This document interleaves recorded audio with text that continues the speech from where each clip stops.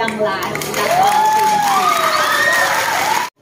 If you could switch bodies for one day, ang aking amang pumanaw po. Do you want to be married one day? Po ang isang lalaki. Dahil pinalaki tayong lalaki. The best version of yourself. Thank you. Our first ever Miss Grand Cabarwan 2024 is candidate number...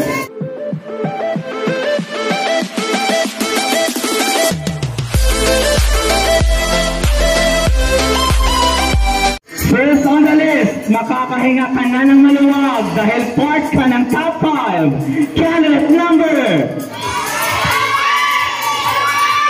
Pasok ka na, candidate number 6.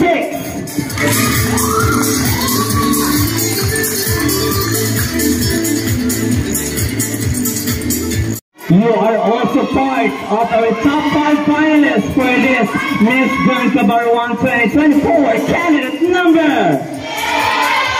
Candidate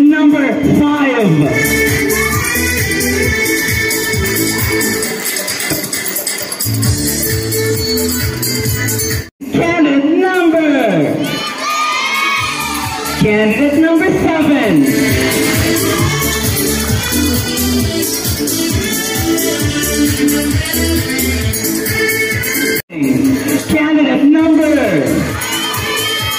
Candidate number 10.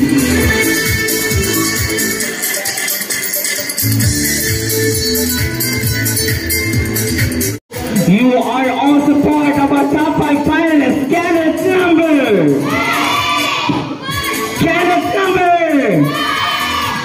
number 11. Guys, joke lang. Okay, that's a commercial lang. Okay, you are also part of our top 5 candidate number. You are lucky tonight, candidate number 2.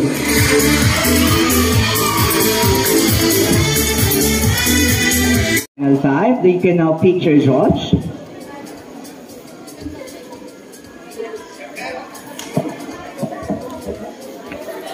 Your judge is Sir Yomar Dumondon. Wow. Ready out. That's the piece of advice that I can give you. So this is your question. Okay, you ready? Given the fact that Danglas has a lot of tourist spots to offer, what else or what tourist spot do you offer to the people of Abra? I repeat, given the fact that Danglas has a lot of tourist spots to offer, what else or what tourist spot do you offer to the people of Abra? One thing that I want to share to everybody is the municipality of Danglas. Every year, we celebrate Christmas and build a Viennese mall. So I want it to share or post it online to acknowledge other people to go there and visit the beautiful Viennese mall of Danglas. That's all. Please pick your judge. Your judge is the beautiful and gorgeous Miss Ava Tejada. Sorry. Hello, ma'am. A little bit. Okay. Kaya mo yan. Okay, English, Tagalog, Ilocano. Any may dumadaw. Okay. Bisaya ako. Charot lang. Ito, ang tanong ko. If you could switch bodies for one day, who would that be and why? If you could switch bodies for one day, who would that be and why? Okay. Para sa akin po, napakadami po pwede kong pagpalit sa isang araw. Pero po, gagawin ko pong realidad ang aking kasagutan, ang aking amang pumanaw po. Bakit? Hindi po kami nagkausap ng matino bago siya mamatay. Meron po kaming samaan ng loob. Bakit? Dahil po sa aking gender identity. Hindi po niya tanggap kung sino ako. Pero bakit? Pinili ko pong maging ganito dahil ayaw ko pong makulong sa kung anong rehas na meron sa aking likuran o aking harapan. Dahil gusto kong ipakita sa lahat ng tao na ako ay matapang. Ako man po ay isang bakla, hindi nga ako matutumbang. Dahil ako si Trixie Jane Andres, ang kandidata numero 10 na nagsasabi pong isa po akong baklang matatag. Bakit nga po ba pinili ko ang aking ama? Dahil po, namimiss ko na rin siya. Gusto kong ipakita sa kanya na ang kanyang tinatwang baklang si candidate number 10, isa na ngayong successful sa kanyang buhay. Nagawa ko lahat ng aking pangarap dahil sa aking pagiging bakla. Andyan lamang po. Maraming salamat.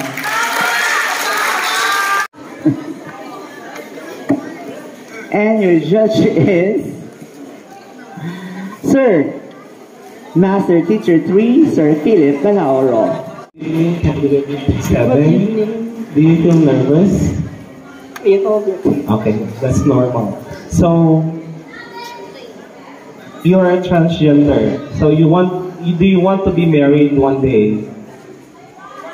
Maybe. So, if you want to get married, if you want to be married one day, will you describe your dream wedding? I describe my wedding is like a boy. Because pinanganak tayong lalaki at pipiliin din kahit anong gender ka, may bakla man ako ngayon sa inyong harapan, ipagpalaki ko po ang isang lalaki. Dahil pinalaki tayong lalaki, pinanganak tayong lalaki, at magkakasal tayo sa katulad nating babae. Joke, kung may kasal sa babae, kasi mas bibigyan kong halaga ang aking sarili kung ako ay mabibigyan ng isang pamilya. Ang isang pamilya kasi, hindi natin mabubuo ang isang pamilya kung walang anak na mag-aalaga sa ating sa ating pagtanda. Tayo na ating anak, sila ang ating gabay kung sino at tayo at sino tayong lahat. Thank you. Teacher Judge, and your judge is Sir Wayne Pakay. Finally, hello, sir. If you describe yourself in one word, what would it be in one? Again, if you describe yourself in one word, what would it be in one? Because if you are an educated person, you can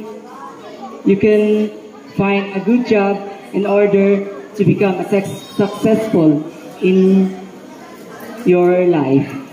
I believe that be the best version of yourself. Thank you so much. Beautiful inside. Beautiful girl? Suti ko na nanang mo, di ba? Your judge is, of course, the chairman of the board, Ma'am Ollie Joy Solian Jr. Congratulations.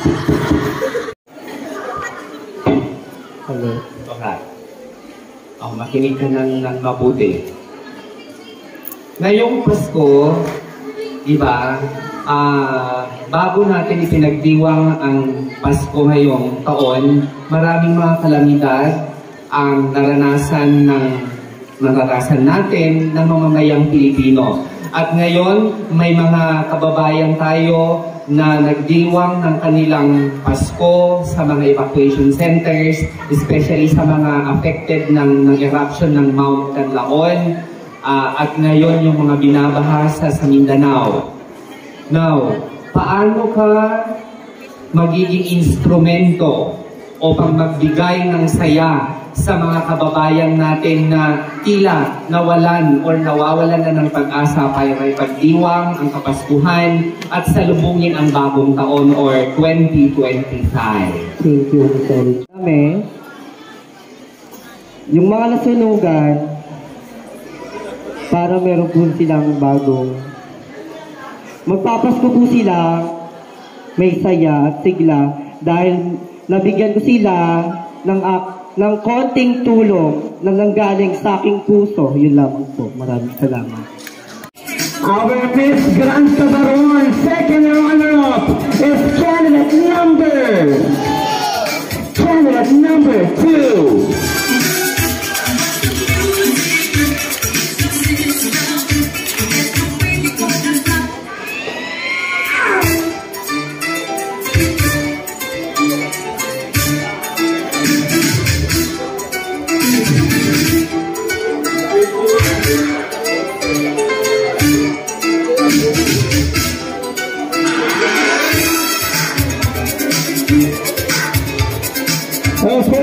our Miss Grand Cabaruan. Second runner-up is Kenneth, number 2.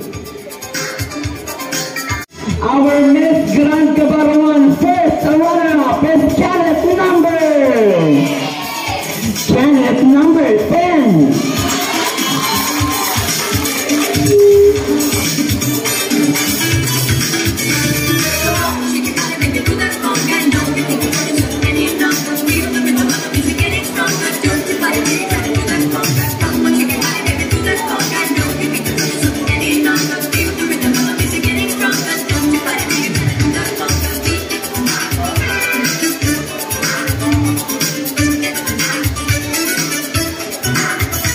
Cabaruan will receive a cash, a trophy, and a crown.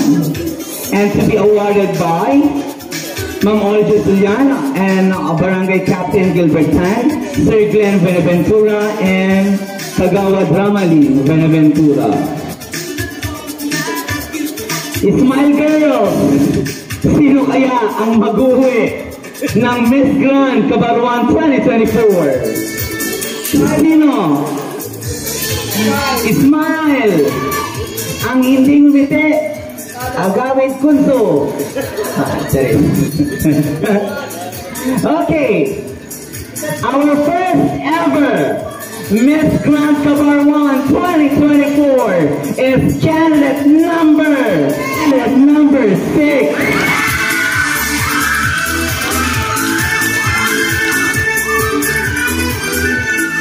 Let's watch the first draw of our Miss Grand Cabaruan 2024.